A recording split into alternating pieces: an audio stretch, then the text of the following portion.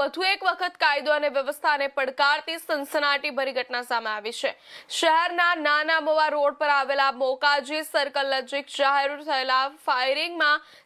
થયેલા ફાયરિંગમાં 30 વર્ષીય કૃષ્ણરાજસિંહ જાડેજાની હત્યા કરવામાં આવી છે, જ્યારે તેમને બચાવવા વચ્ચે પડેલા રહેન્દ્રસિંહ જાડેજા ગંભીર રીતે ઇજાગ્રસ્ત થયા છે। કૃષ્ણરાજસિંહ જાડેજા રાત્રિના સમયે તેના ઘર પાસે વોકિંગ કરવા નીકળ્યા હતા, ત્યારે તેમના ઘર નજીક આવેલા પ્લોટમાં બેઠેલા કેટલાક શખ્સો સાથે બોલાચાલી થઈ હતી। આ બોલાચાલી બાદ આરોપી રણજીત વાળા પોતાના પુત્ર સહિત 4 થી 5 શખ્સો સાથે મૃતકના ઘરે પહોંચ્યો હતો।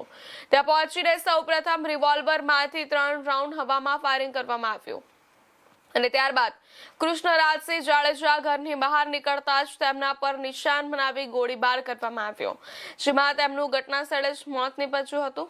આ તકે ફાયરિંગ દરમિયાન વચ્ચે પડેલા રહેન્દ્રસિંહ જાડેજા સાથે પણ આરોપીઓએ મારામારી કરી હતી અને રિવોલ્વરનો બટ માથામાં મારતા તેઓ ઇજાગ્રસ્ત થયા હતા। આ સાથે ફાયરિંગની સમગ્ર ઘટના ઘરમાં લાગેલા સીસીટીવી કેમેરામાં કેદ થઈ હતી, જે બાદ સમગ્ર ઘટનાની જાણ પોલીસમાં થઈ થતા જ crime DCP Jagdish Bangarwa, ACP બીજે ચૌધરી, સ્થાનિક પોલીસ અને ક્રાઇમ બ્રાન્ચ સહિત ઉચ્ચ અધિકારીઓ અને પોલીસનો કાફલો ઘટના સ્થળે દોડી આવ્યો હતો।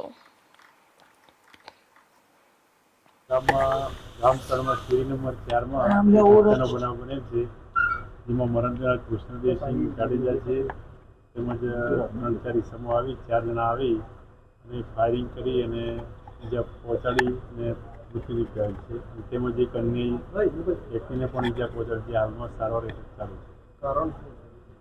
કારણ જે મરણજનાર છે કૃષ્ણદેવસિંહ એ ચાલીને જતા ત્યાં કોઈ પેલા અજાણ્યા માણસો હતા, જેની સાથે કોઈ બોલાચાલી થઈ, માણસોને બોલાચાલી થઈ પછી એ વ્યક્તિઓ એમની જોડે એના પિતાજીને હથિયાર સાથે બોલાવીને ફાયરિંગ કરી મૃત્યુ નિપજાવી। કેટલા રાઉન્ડ ફાયરિંગ છે?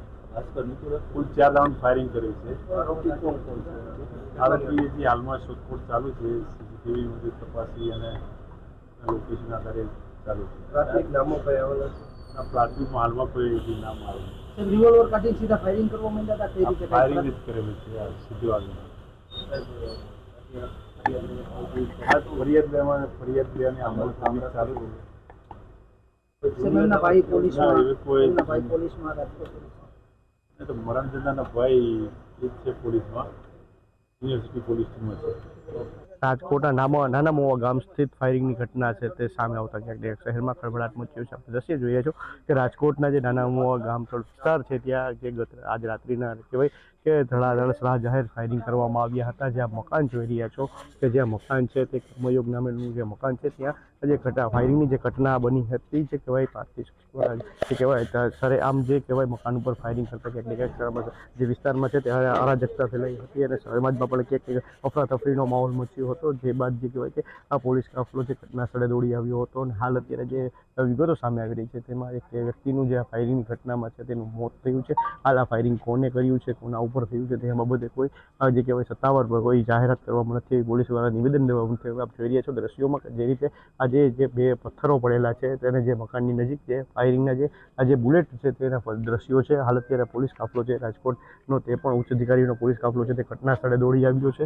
આ સમગ્ર બાબત હાલ તપાસનો ધમધમાટ પોલીસ દ્વારા શરૂ કરવામાં આવ્યો છે। મહત્વની વાત છે કે હાલ આવડી મોટી ઘટના રાજકોટમાં સર્જાવા છતાં રાજકોટના ઉચ્ચ અધિકારીઓ દ્વારા કોઈ મીડિયા સામે નિવેદન દેવા નથી આવ્યું, કોઈ સ્પષ્ટીકરણ કરવામાં નથી આવ્યું। ત્યારે આવનારા દિવસોમાં જે કહેવાય આ બાબતે પોલીસ શું ખુલાસો આવશે તે જોવું રહ્યું અને સાથે જે મોત થયું છે તે કોણનું મોત થયું છે, શું કારણ સમગ્ર બાબતે ફાયરિંગ થયા તે સમગ્ર બાબત અત્યારે પોલીસ આવનારા દિવસોમાં પડદો ઉચકશે।